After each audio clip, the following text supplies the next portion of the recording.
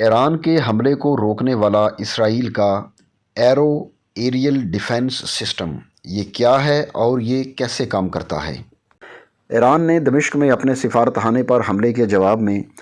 سنیچر کو رات گئے اسرائیل پر 200 سے زیادہ میزائل اور خودکش ڈرونز داغے ہیں۔ اسرائیلی فوج کا دعویٰ ہے کہ اس نے ایران کی طرف سے داغے گئے میزائلوں اور ڈرونز کی بڑی اکثریت کو اسرائیل کی حدود میں پہنچنے سے قبل ہی ایرو ایریل نامی فضائی دفاعی نظام اور خطے میں موجود اتحادیوں کی مدد سے ناکام بنا دیا ہے۔ اسرائیل کا ایرو ایریل ڈیفنس سسٹم سست رفتار ڈرونز کے بجائے اونچائی سے داغے گئے بیلسٹک میزائلوں کو ناکام بنانے کے لیے تیار کیا گیا ہے۔ اس سے قبل غزہ جنگ کے آغاز میں اسرائیل نے یمن سے داغے گئے حوثی بیلسٹک میزائلوں کو مار گرانے کے لیے بھی ایرو ڈیفنس سسٹم کا استعمال کیا تھا۔ اس مضمون میں ہم یہ سمجھنے کی کوشش کریں گے کہ اسرائیل کا ایرو ایریل ڈیفنس سسٹم کیا ہے، یہ کیسے کام کرتا ہے اور یہ آئرن ڈوم سے کیسے مختلف ہے۔ اسرائیل کا جدید ترین ایرو ایریل دفاعی نظام کیا ہے؟ گزشتہ برس اسرائیلی فورس یعنی IDF کا کہنا تھا کہ اس نے ایرو نامی فضائی و دفاعی نظام کی مدد سے بحیرہ احمر کے علاقے میں زمین سے زمین تک مار کرنے والے میزائل کو گرایا ہے۔ نومبر 2023 کو پوسٹ کی گئی ایک ویڈیو میں اس دفاعی نظام کو متعارف کرواتے ہوئے IDF کا کہنا تھا کہ ایرو ایریل ڈیفنس سسٹم طویل فاصلے سے داغے گئے بیلسٹک میزائلوں کو اسرائیل کے لیے خطرہ بننے سے روکنے کی صلاحیت رکھتا ہے۔ یہ دفاعی نظام اسرائیل کا جدید ترین انٹرسیپٹر یعنی میزائل یا ڈرون کو اپنے ہدف پر پہنچنے سے قبل ہی مار گرانے کی صلاحیت رکھتا ہے، جو انتہائی درستگی کے ساتھ خلا سے بھی حملے کو روکنے کی صلاحیت رکھتا ہے۔ اسی ویڈیو بیان میں IDF نے یہ بھی بتایا تھا کہ انہوں نے اس ماہ کے آغاز میں نومبر 2023 میں اس دفاعی نظام کا استعمال کرتے ہوئے بحیرہ احمر سے جنوبی اسرائیل کی قریب داغے گئے متعدد لانگ رینج یعنی طویل فاصلے تک مار کرنے والے میزائلوں کو نشانہ بنا کر تباہ کیا ہے۔ IDF نے ایرو ایریل ڈیفنس سسٹم کو ایک اہم تکنیکی سنگ میل قرار دیا ہے جس میں 2000 کلومیٹر سے زیادہ دور سے داغے گئے میزائلوں کو روکنے کی صلاحیت ہے۔ ایرو ایریل ڈیفنس سسٹم کیسے کام کرتا ہے؟ اسرائیل ایروسپیس انڈسٹریز IAI کے مطابق ایرو ویپن سسٹم دنیا کا جدید ترین anti tactical ballistic missile defence system ہے۔ اس سسٹم میں ایرو 2 اور ایرو 3 دونوں میزائل شامل ہیں جو اسے مختصر، درمیانے اور طویل فاصلے تک مار کرنے والے بیلسٹک میزائلوں کو روکنے کے قابل بناتے ہیں۔ ایئر فورس ٹیکنالوجی کے مطابق ایرو 2 انٹرسیپٹر جسے اسرائیلی کمپنی IAI نے ڈیزائن کیا ہے، اس کا ایک لانچر تل ابیب کے قریب جبکہ دوسرا حیفا کے جنوب میں نصب کیا گیا ہے۔ یہ نظام مختصر اور درمیانے فاصلے تک مار کرنے والے میزائلوں کو روکنے کے لیے ڈیزائن کیا گیا ہے اور 2000 اور 2004 میں نصب کیے جانے کے بعد اس پر 1 درجن سے زیادہ کامیاب تجربات کیے گئے۔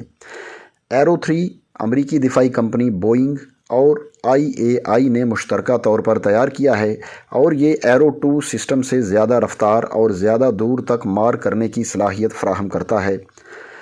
ایرو 3 ایک ایسا دفاعی میزائل نظام ہے جو زمین سے خلا میں بھی ہدف کو نشانہ بنانے کی صلاحیت رکھتا ہے۔ ایرو 3 سسٹم کا پہلا کامیاب تجربہ 2013 میں کیا گیا۔ اس کے بعد دوسرا تجربہ جنوری 2014 میں اسرائیل کی وزارت دفاع اور امریکی میزائل ڈیفنس ایجنسی نے مکمل کیا۔ ایرو ایریل کے نظام کو سمجھنے کے لیے BBC نے اسلام آباد میں مقیم میزائل ایکسپرٹ سید محمد علی سے بات کی ہے۔ سید محمد علی کے مطابق دنیا کا کوئی بھی ایئر ڈیفنس یا میزائل ڈیفنس سسٹم 3 بنیادی عناصر پر مشتمل ہوتا ہے۔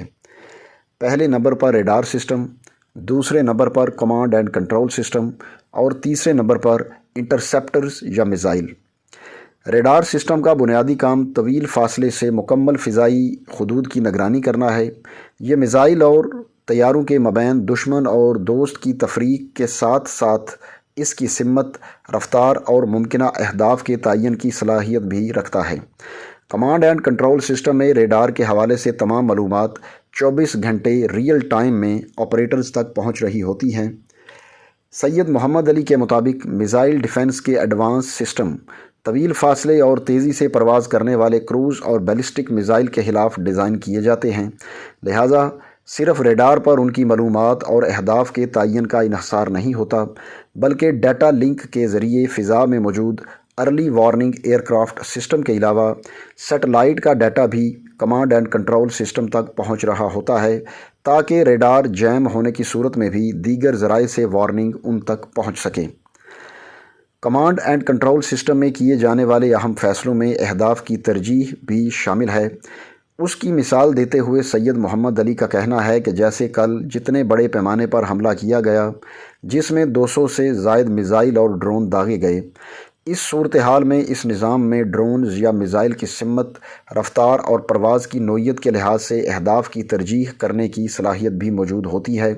یعنی کون سے ہدف اہم ہیں جنہیں نشانہ بنایا جا سکتا ہے اور کون سے کم اہم ہیں۔ سید محمد علی کا کہنا ہے، اس سب کا انحصار دفاعی حکمت عملی پر منحصر ہے، یعنی اگر کوئی میزائل اسرائیل کے ایٹمی ری ایکٹر کی طرف جا رہا ہے تو یقیناً اسرائیل اسے زیادہ اہمیت دے گا۔ کن حساس اہداف کو بچانا ہے، اس کا فیصلہ تو جنگ سے پہلے کیا جاتا ہے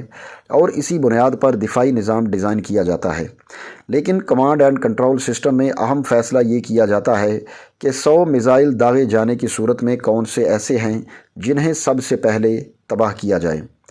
کمانڈ اینڈ کنٹرول سسٹم کا رابطہ انٹرسیپٹرز سے ہوتا ہے اور اسرائیل کے پاس کئی طرح کے انٹرسیپٹرز موجود ہیں،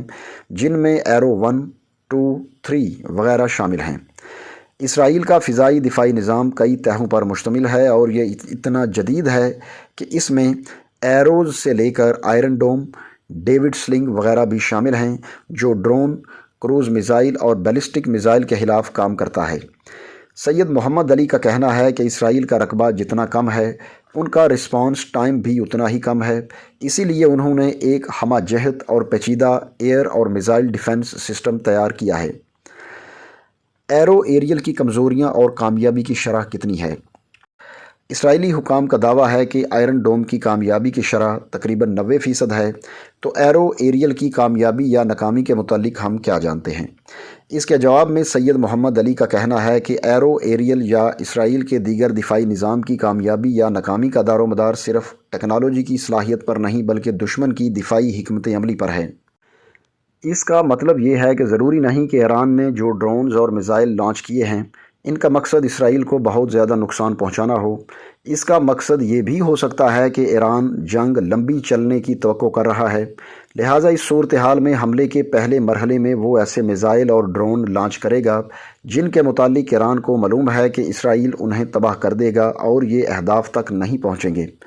مگر اس کا مقصد اسرائیل کو نقصان پہنچانا نہیں بلکہ اسرائیل کے ایئر ڈیفنس سسٹم کے میزائلز کے ذخیرے کو ضائع کروانا ہے۔